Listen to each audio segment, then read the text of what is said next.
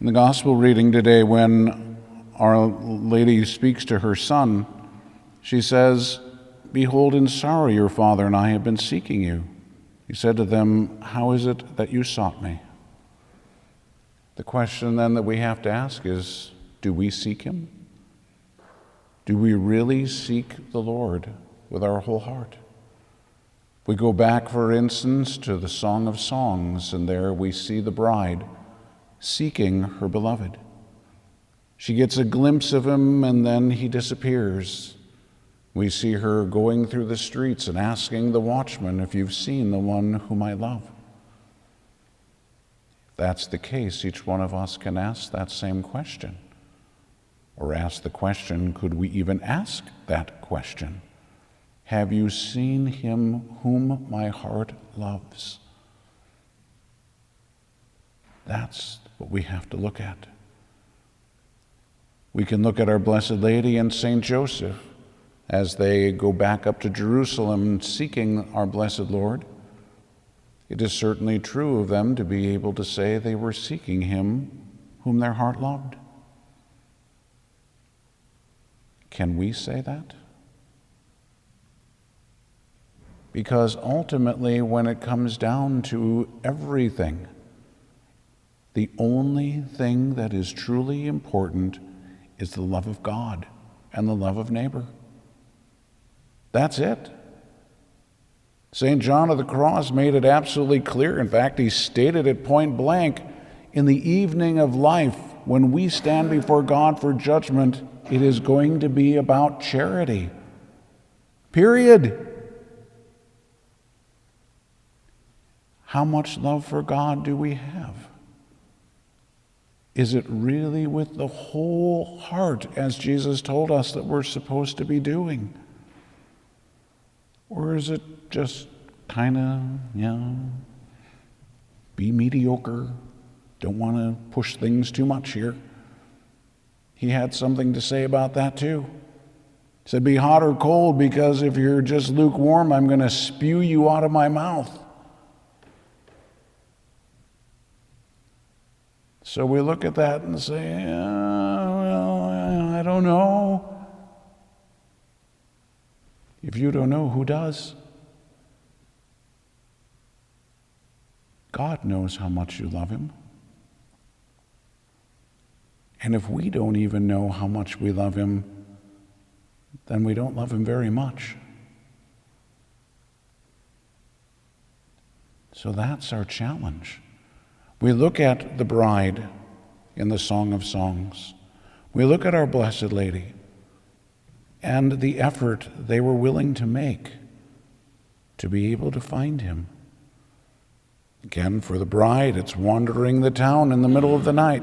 She's seeking him. She's looking for him in the silence of her heart. She's not able to find him. She's willing to go and look and find to see if she could find him anywhere. While, of course, it doesn't say anything in the gospel about what happened.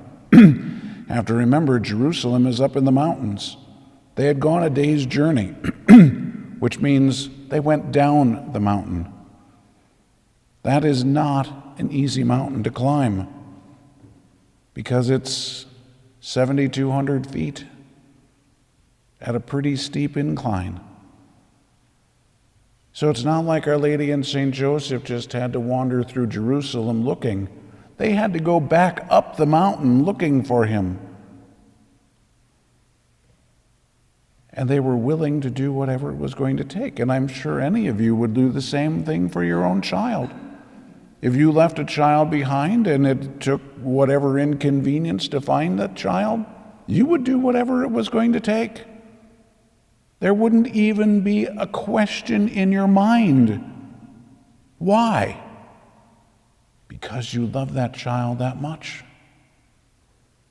So how much are we willing to seek him? Who said, "If you love anyone more than me, you're not worthy of me." So would we do that for him? Are we willing to do whatever is necessary?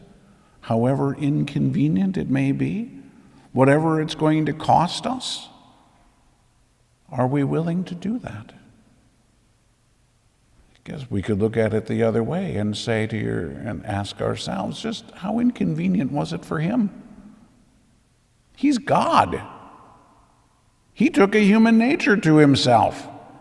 Talk about lowering himself. Talk about willing to do whatever it's going to take. But no, that wasn't enough. Then he took that human nature and hung it on a cross. Because he said, I will do anything to be able to get to these people. Whatever it's going to take, I will do it because I love them that much.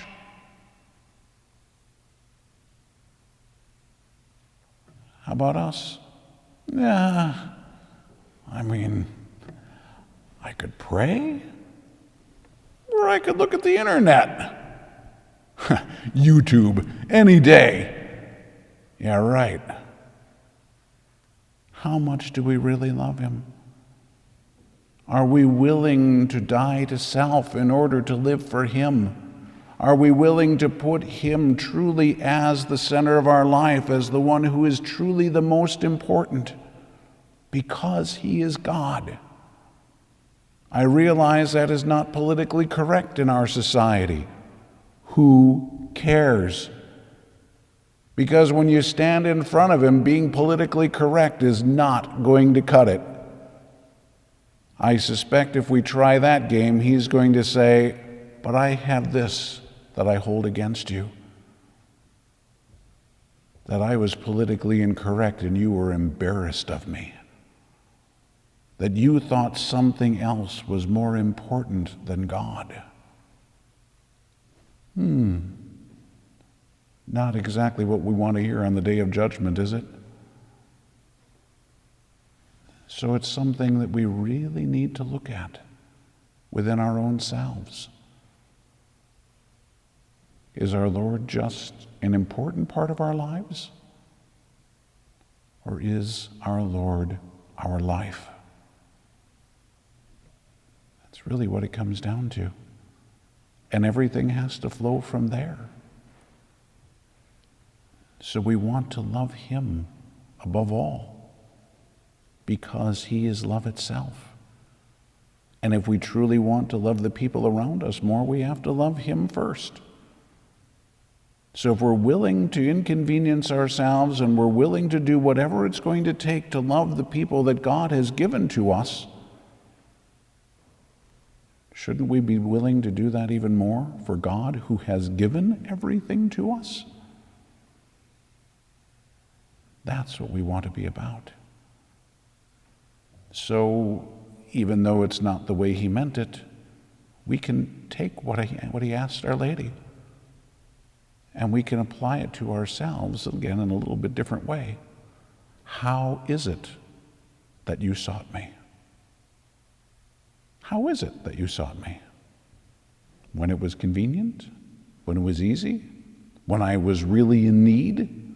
Oh boy, we can really pray when we're in need. Gimme, gimme, gimme. Come on, I need some help now. But when we're not that much in need, well, we're not that interested. So how are you seeking him? Not just how is it, but how are you doing it? What we have to be about, what we have to be striving for, is the whole heart and soul and strength. That's what it is to be a Christian person. Not just to profess our belief in Jesus, but to truly love him, to seek him, to desire that union with him, to be one with him. That's what he desires for us, and that is what we need to be desiring as well. So again, ask yourself honestly as you look inside, how is it that I am seeking him?